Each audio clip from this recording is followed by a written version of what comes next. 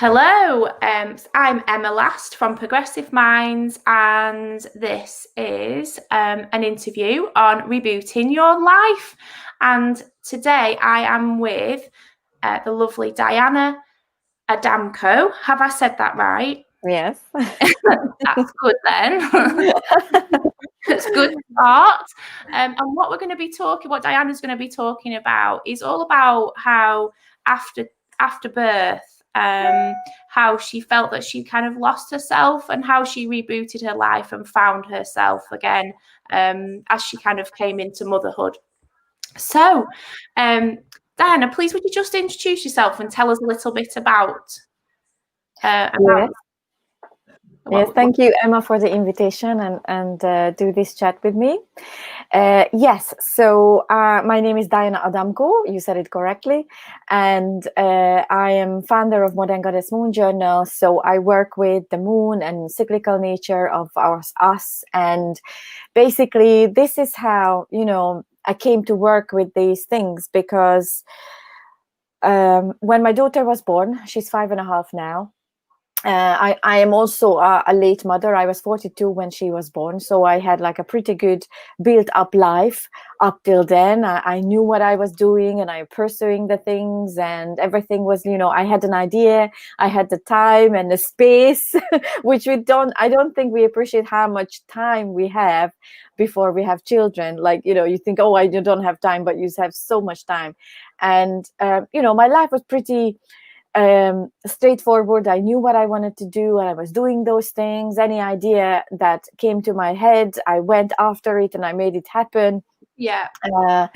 And once my daughter was born, I kind of lost my footing, like everything, I didn't have the time. And I also, when you're pregnant and when you have your baby, it is that you basically kind of give up your body. You give up yourself. You become this. You step into this service for another human being, and like fully, and that's fine. And that's really, you want to do this, and you enjoy doing this. Yeah. But it is strange. It is strange. Yeah. I mean, you literally give up your body, right? Because your body is the vehicle for that other life to become. Yeah, and it's interesting that you say that, because I can remember. So I also was very, I'm very driven, but was very driven before children, and they didn't feature massively on. I always wanted children, but they didn't feature massively in my plans. It was more about my husband, kind of wanted children before I did. But I can remember having those really strange thoughts about those changes to my body, and whether I would actually like feeling that there was something living inside me. Yeah, I'm the same as you. It wasn't for me that it was a life goal to have children. To be honest, I think I would have been fine either way. Yeah. But then we decided to have a baby, and yes, I kind of like, yes, how these myths that we women don't talk about it because it's the precious life, and then you're worried about being judged if you say things out loud. You just said that, oh well, I don't know if I want another, it's kind of like this alien moment, right, when something's coming out of sight of you. And yes, I went through those things as well, like feeling it is like, is this really like, like another human being is inside of me, like literally, and then like scientifically trying to grasp this fact.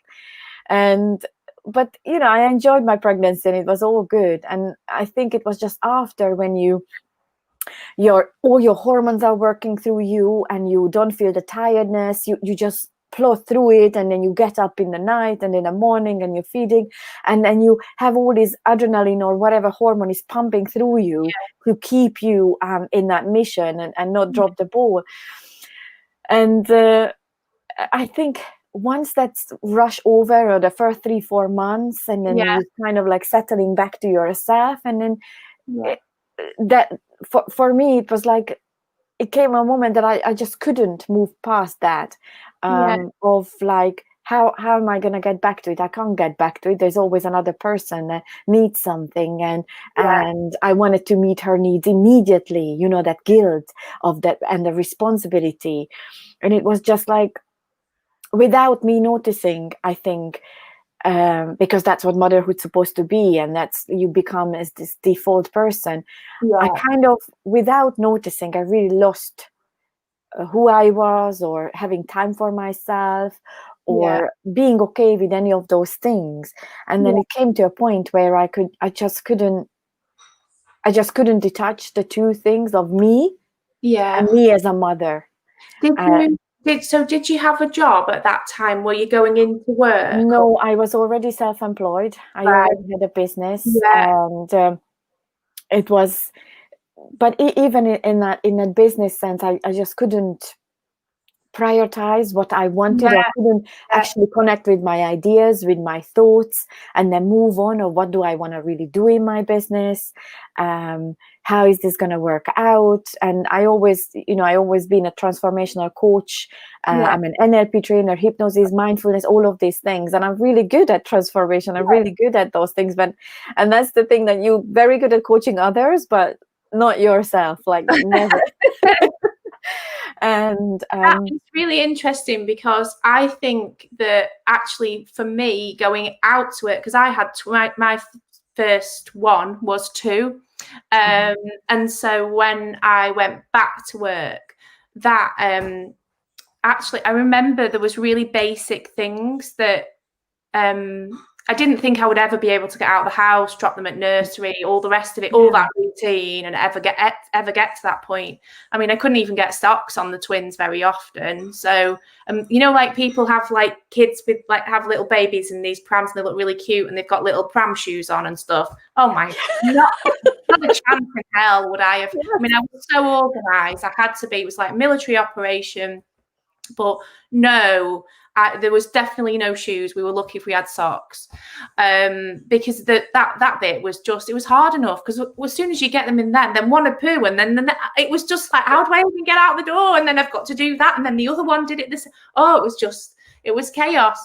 But but that normality of going back to a workplace, I felt that I could be me to a certain extent at work.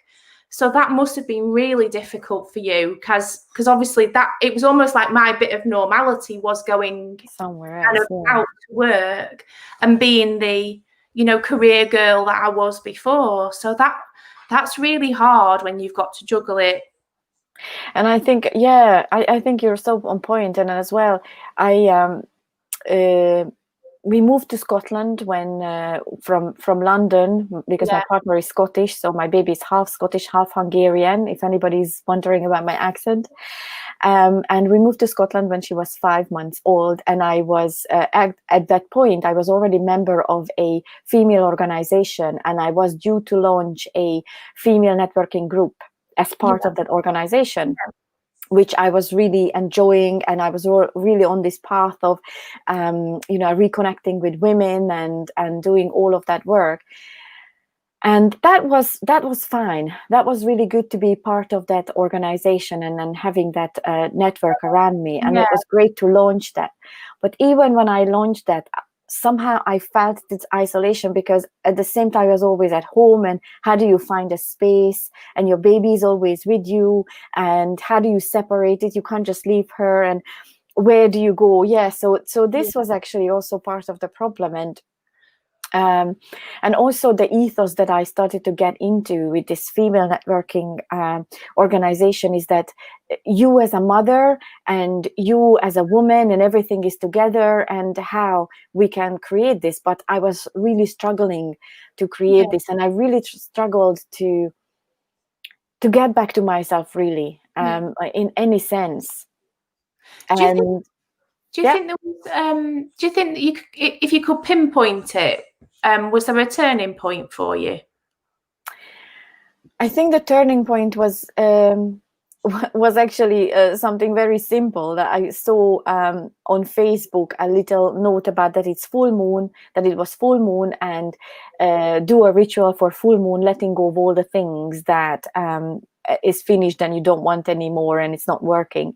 And I did this ceremony because I'm really into spirituality and I love all of these things. And of course, I know the power of letting go.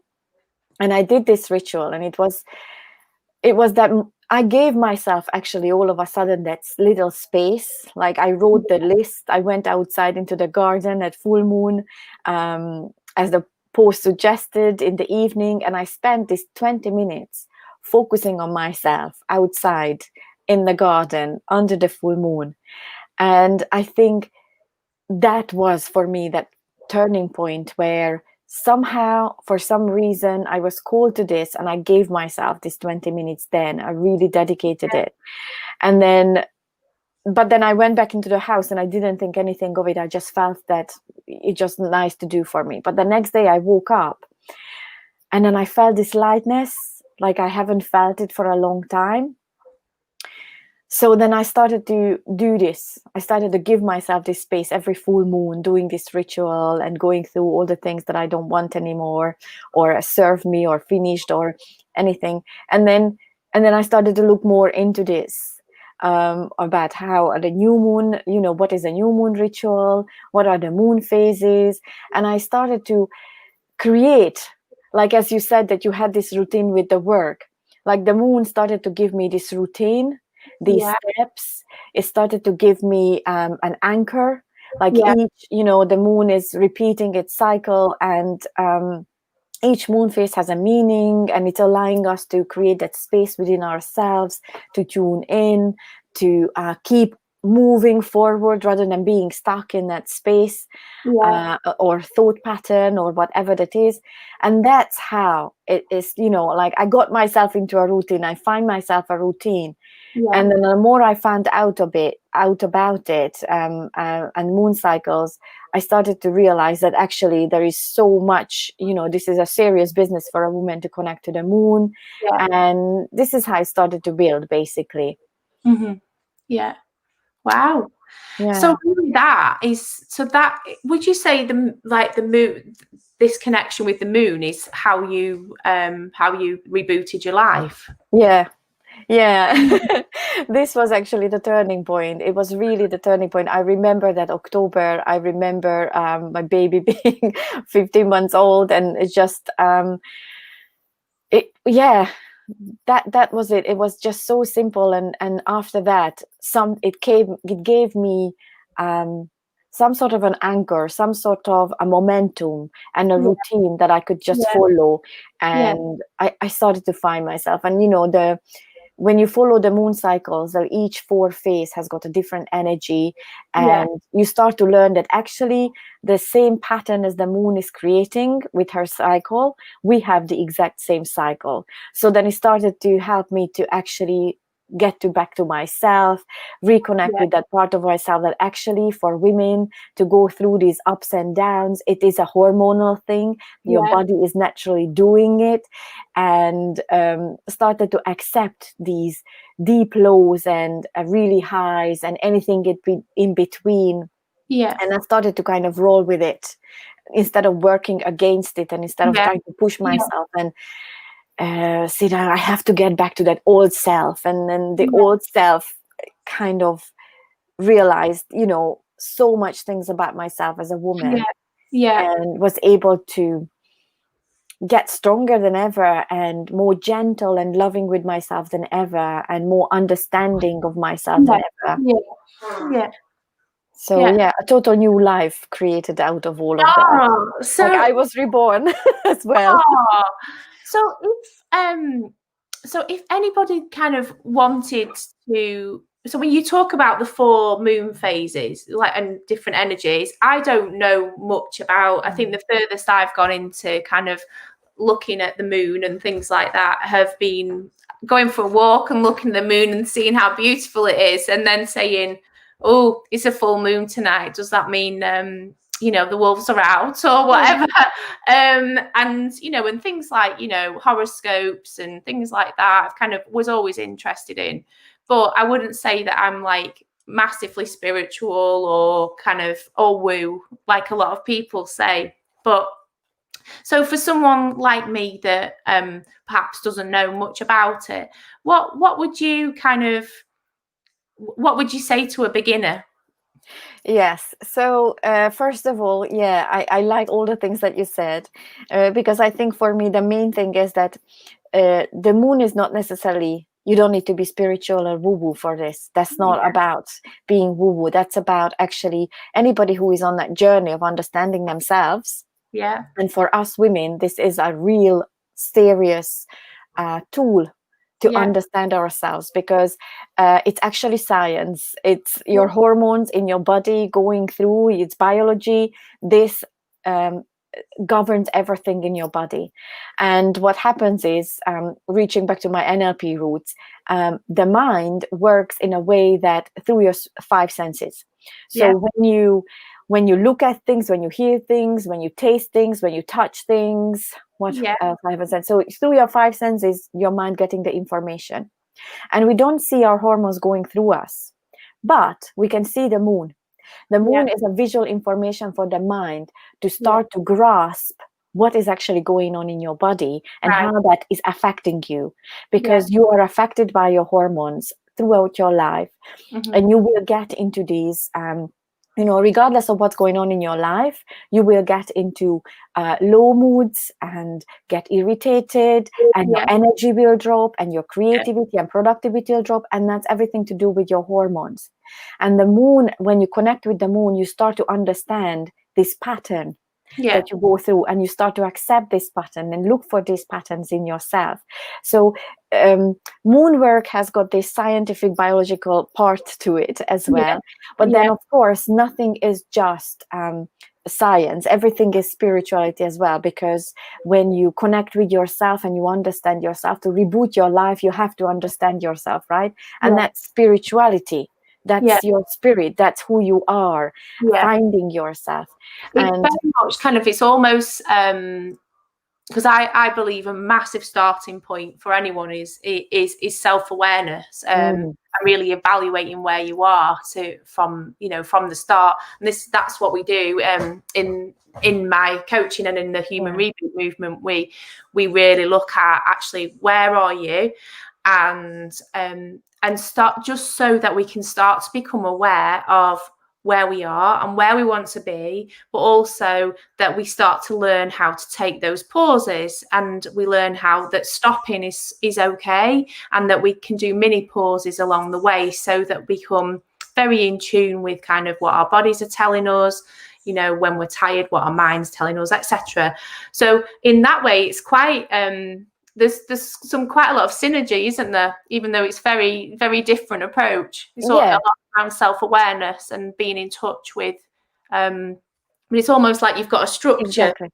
Yeah, exactly. That's exactly what you're saying. So this is exactly what the moon is teaching you, and I really like what you're pointing out, because that's what I would like to bring across to women. That is, following the moon is not about astrology. This is that spiritual and practical tool for us women to tap back into ourselves. And it exactly has a structure. It goes 4 phases. Each phase has a different energy. And full moon, as you mentioned, is all about, full moon is the halfway point of the cycle. So it's one of the peaks when it's all about stopping and pausing and evaluating, and see both sides of the coins, because full moon is one side is in the shadow as one side is lit up. So then you want to have this evaluate, this scale in your life. What's working, what's not working, what you love, what you don't love, what is finished, what is that you have to keep expanding. So it's almost, it helps you as well with that overwhelm in some ways, doesn't it? Because obviously when you stop and you're letting go, you're consciously making a decision of what you want to go. That is interesting, because in one of the modules we have it when you set your goals for the next 6 months, and we look at what do you want to lose and what do you want to keep. Similar, isn't it? Interesting. So just so that I understand, so this is September. Throwing questions in there now, aren't I? So we're in September now. When I did my last challenge, which was the Stress to Strong challenge. It was really interesting. Towards the end of that week, I spoke to a good friend. Do you know Nicola Reiki? Yes. I say it wrong. Yeah. So and she said there is a massive moon, like change in the moon or something coming. There's a huge change in the moon coming next week. And I was like, okay. So tell us about what's going on in September. What could we sort of tune into for September? Okay, so this is where it comes the difference, because I'm not about astrology. So it's not about astrology for me. It's about getting into that routine of the moon cycle. So on the 2nd of September, we had a full moon, and goodness, I don't have my diary, but I always need to see. But then 2nd of September, so then 15 days later, there is a new moon. So 2, 3, 4, 5, 6, 7, 8, 9, 10, 11, 12, 13, 14, 15, 16. So around the 15 and the 16, there is going to be ending the cycle, and there's going to be new moon. So I am going by the moon cycles. And when maybe that, I don't know when your course was finished, but the beginning of September was a full moon. And that meant that energies get intensified, because of course, the moon is really affecting planet Earth. All of the water movements are connected to the moon, and we are made of 60-70% of water. So energetically, we are going to be affected, whether we are a man or a woman. But as a woman, for us, the cycle is even more prevalent in our lives. So when the energies intensify, you feel that intensification. So you feel that being on the edge, something is happening, something is twirling around you. And that's when we have to be having the self-awareness of being very vigilant with ourselves, and then see how do I actually feel, and what I feel is actually related to anything that is happening in my life on the external world, or is it just how I feel right now? Because then I'm going to move forward. So whatever is happening is that there is always lots of things. This is how I not relate to astrology, because there is always a lot of things happening in the planets. Of course, the galaxy is really big. And this is where also self-awareness comes in, that not all Mercury retrogrades are going to be relating to you, because you are your soul, you are on your path. Whatever is happening to you, not everything will be relating to you. You need to have that self-awareness, first of all, of where you are, who you are, what is happening for you, and see then how those energies are hindering you or supporting you, and then move forward. But when you tune into yourself and you know your own energies, that is your first point of call. Then you look out into the universe and see what's going on, and how you're tuning into those, instead of saying, oh, there's so many things going on in the universe, what's going to happen to me? No. Because that's the wrong attitude, because you are in charge of yourself, of your life, of your destiny. So you tune into your own energy, and then you see how you are resonating with everything that is happening out there. So what is actually relevant to you and what is not? Because not all retrogrades are going to be relevant to you. Not all full moons are going to be as intense for you. Not all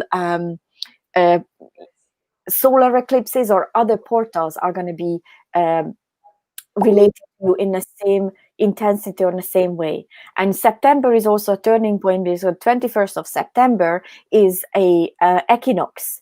And equinoxes are always about balancing the light and the shadow.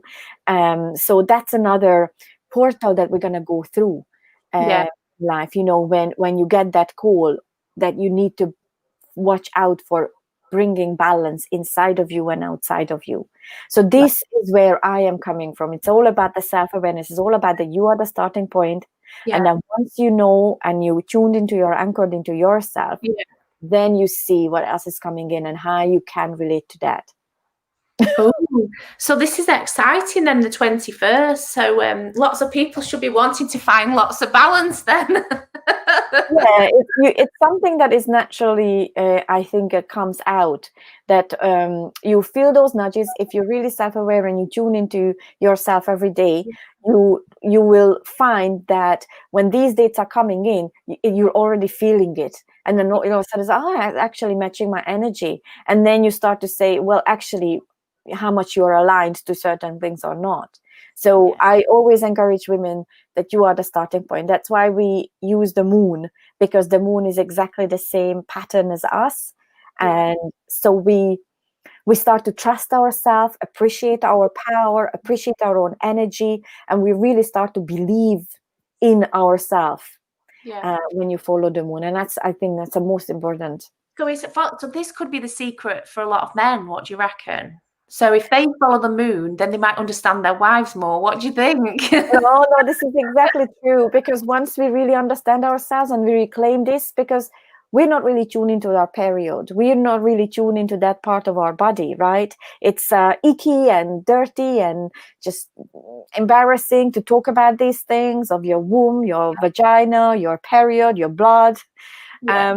And when women reconnect with this and we understand ourselves better, we can communicate our needs better. And we can tell our husbands that actually, I feel irritated today, not because of anything you've done or anybody done. I just feel like this and I just need the space. And when you can communicate this, that will make a difference, because you take responsibility for how you feel as well. Yeah, so it is powerful in relationships as well. Oh, fabulous. Well, thank you so much. Is there anything you would like to add? No, I think we covered quite a lot. Well, I absolutely loved this. So if you would like to learn more about rebooting your life or around mental fitness, I am running a mental fitness reboot challenge next week, which is the 14th of September. So the 14th to the 18th. And you can find out all about how to get more balance in your life.